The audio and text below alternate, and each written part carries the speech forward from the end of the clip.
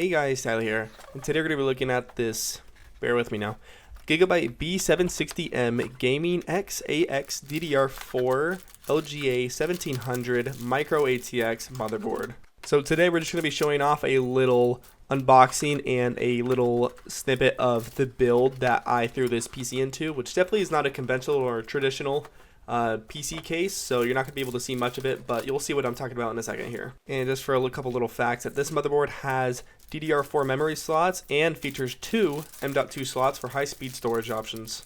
As well as the motherboard also supports PCIe 4, so you get the fastest data transfer speeds and any kind of improved performance related to it. But as for the first part of the unboxing, you can see that we have our main motherboard. It is mainly black with lots of silver accents throughout the main board of it itself, as well as the heat sink on the left. So, and obviously that comes in its anti-static bag. We also have our little Wi-Fi dongles here, so if you want Wi-Fi, you can just plug those into the back of the rear part of the motherboard next to all those ports. So between all these ports, right there, those little gold dongles, that's exactly where you'd plug them in. And then it's magnetic, so you can hook it onto your PC case or anything else that's magnetic. As for cables, we have two SATA cables, so to go into hard drives or SSDs. And then we also have that little micro M.2 screw, and then as well as our manual, which for a manual, this is very small. I was actually thinking that this was all that it was, this is exactly everything that it came with. I had to look up the actual manual online where it showed me the full manual, so I don't know why they include a, I guess, very simplified version of the manual, but I guess what can you do? It's only a manual. You can just look it up on like a laptop.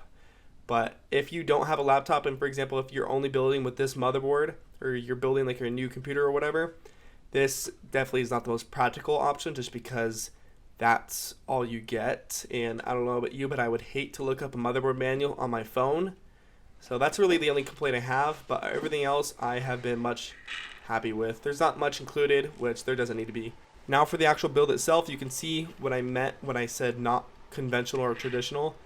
For the motherboard itself, this is really, you can't see much of the motherboard, just because that beefy graphics card and a beefy knock to a CPU cooler. But there's the back of the motherboard. Obviously, it doesn't really get in the way of this case. I mean, the case isn't really the focus here, it's the motherboard, and it sucks, but it's just how it is with this case, that the fact that you just can't see any or almost any of the motherboard. And as for the I/O shield towards the back, we have 8 USB ports, 3 of which are 3.2 USBs, 1 HDMI, 1 DisplayPort, 2 Wi-Fi dongles, 1 Ethernet, and 3 audio jacks, or 3 audio ports. And of those 3, there is 1 line in, 1 line out, as well as a microphone. And you can't really see it, but there is 4 DDR4 memory slots. So if you want to be running dual channel or fill up all 4 slots yourself, you can do either or. And lastly, there is a QFlash Plus feature, which allows for easy and hassle-free BIOS updates.